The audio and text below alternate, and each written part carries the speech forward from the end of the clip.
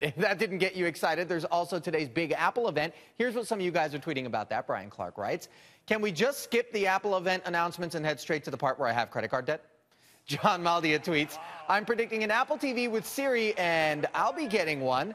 One person who we know is also excited about the announcement.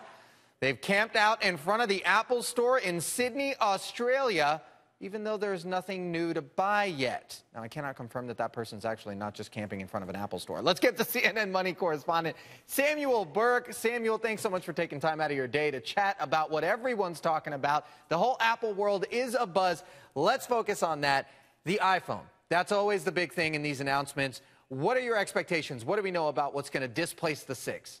Well, Ollie, these puppies are always the stars of the show, but this time that may not be so. It actually might be that Apple TV console. Why? Because this is an odd year. The number ends in 5, 2015, and we only ever get S's in those years, a 5S, or in this case, a 6S. But we are expecting some changes with that phone. It's going to have a better processor, a faster processor, a better 4K camera. If you thought you could see every pore of your skin when you record HD videos, wait till you see it in 4K. And then they're expecting a Force Touch screen. So that means the screen is going to know the difference between a hard push and a soft push. So if you push a little bit harder, you'll get a different menu. Do you already have an iPad?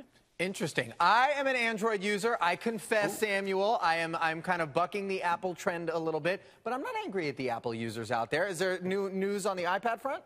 All right, maybe this will get you to switch, but probably not, because Apple's iPad sales have actually been going down and down and down, so they're looking for a big change. In this case, a lot of people expect the Apple iPad is going to have a 13-inch screen, huge, way bigger than before, possibly a USB port, which is interesting because a lot of stuff is moving away from that in the tech world, and a stylus pen, so you can write down everything you want right onto an iPad with those kind of pens, not exactly like these ones. And then my other question for you, do you have an Apple TV so you can watch HLN when you're not at home? Unfortunately, I also do not have an Apple TV. I do have a MacBook Pro, Samuel. It's not like I don't own any Apple products, but what's going on the TV front? That'll help you, but everybody thinks that it's actually going to be the Apple TV that's the star of the event, not a TV set, but it's that little box. There are things like Google Chromecast, the Roku, which are similar, that allows you to watch internet video on your television, Netflix, YouTube, and stations like CNN and HLN. We've got to deal with them.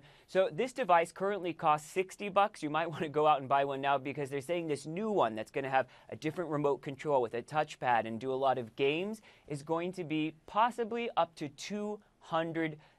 But streaming is the hot thing right now in entertainment, whether it's Orange is the New Black or other series on Amazon. So now Apple's looking to cash in like all the entertainment and tech companies are. So keep your eyes on the Apple TV and watch HLN on your Apple TV if you want. Most definitely. Samuel Burke, thanks so much for joining us. We appreciate it.